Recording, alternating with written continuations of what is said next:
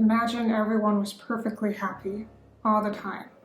No competition, no comparison. Everyone loves themselves and each other. It's all bliss and joy and peace all the time. So what happens then? Well, today we'll be talking about serious things as opposed to that. So there will be no role-playing in this video. But if we go back to that dreamy scenario, we might establish that the self-help industry would be utterly destroyed. In fact, every business relies on a lack of some sort. There's a gap, and someone is there to fill it. And as so much is about profit these days, we just can't afford to be so seamlessly and lastingly happy.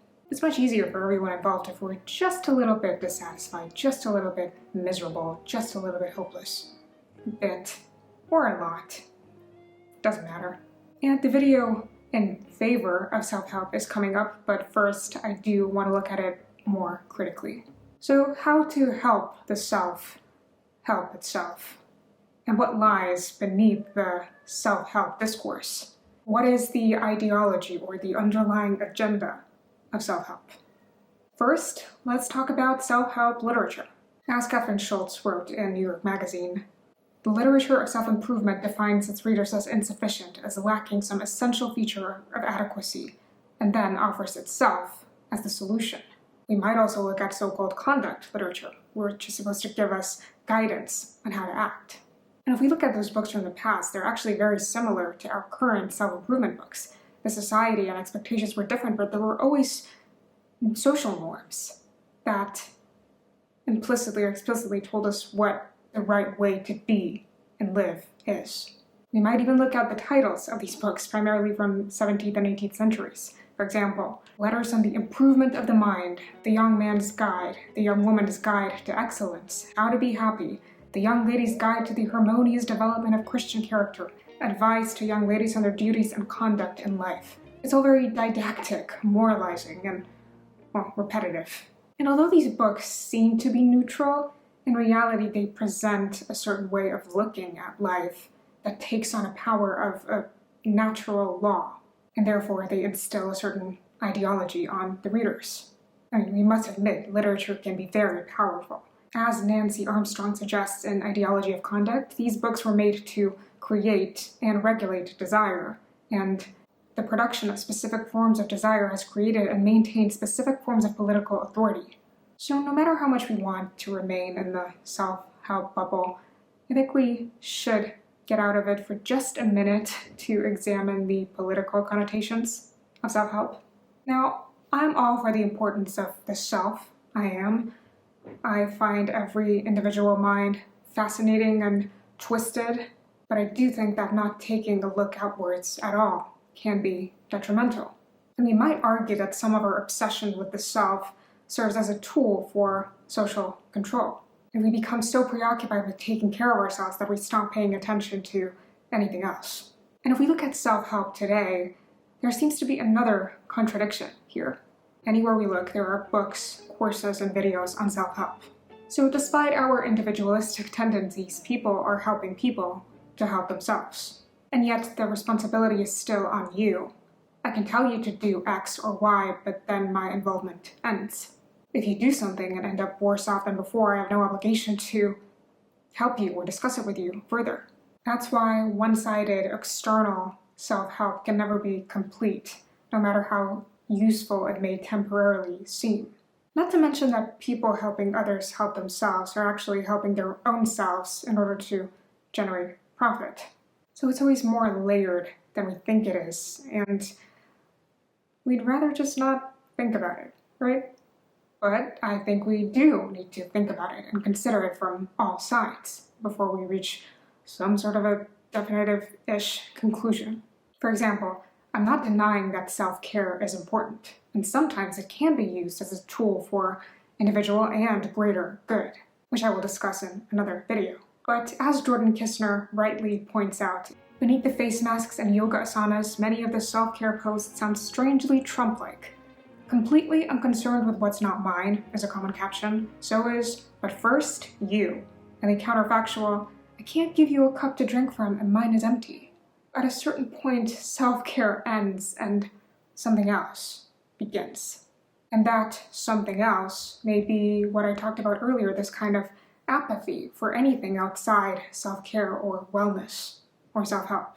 We use it as escapism, or we project our inability to help the world onto the elusive self-care, which ensures that at the very least, we can help our own selves.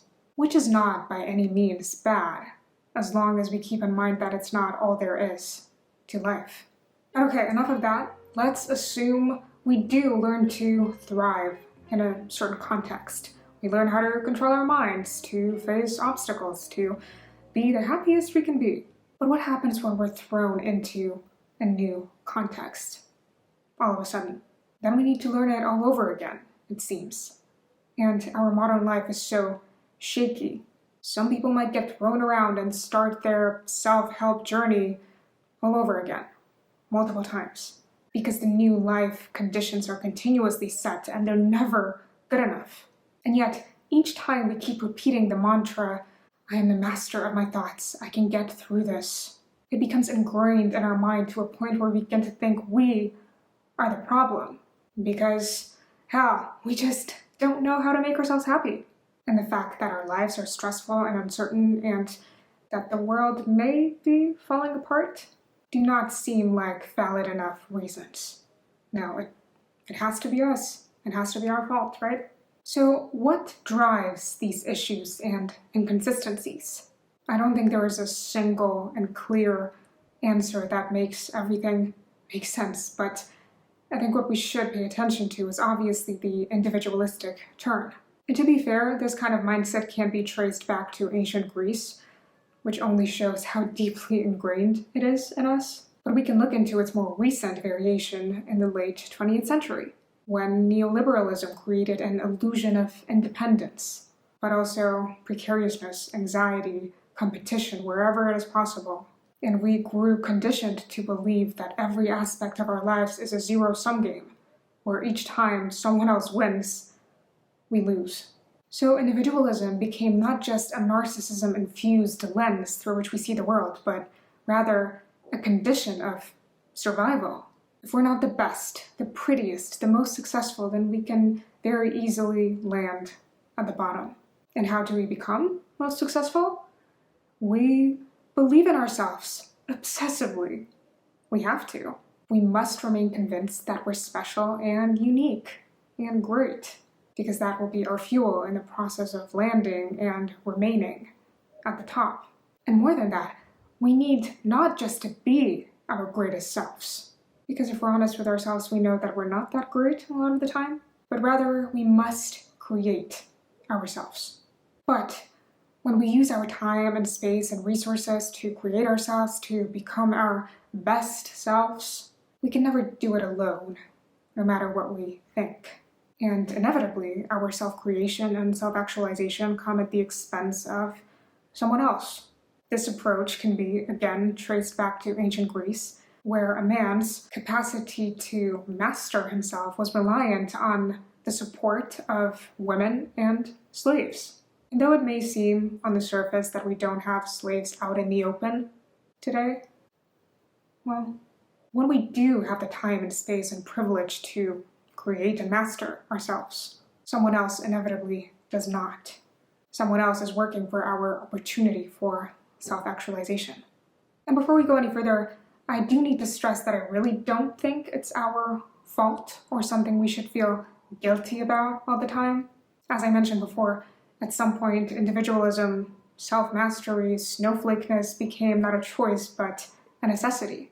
As McGee points out in Self-Help Inc., it is no longer sufficient to be married or employed. Rather, it is imperative that one remains marriageable and employable. A sense of personal security is anomalous, while anxiety is the norm. To manage this anxiety, individuals have been advised not only to work longer and harder, but also to invest in themselves, manage themselves, and continuously improve themselves. So it's not enough to have a stable life, because there is no such thing as that. Instead, we always need to be prepared for everything. We always need to be alert to everything. We always need to be on the lookout, online, available, awake. And that is so exhausting. And obviously that is a problem. No one wants to lead an exhausting life if they are to remain in the illusions of individualistic and capitalist comfort, right? So in order for it not to seem exhausting, we managed to reframe it so that this kind of lifestyle feels desirable, even if it's just as exhausting. So what we did, instead of dismantling these conditions and building a better approach, was to create a new and shiny concept.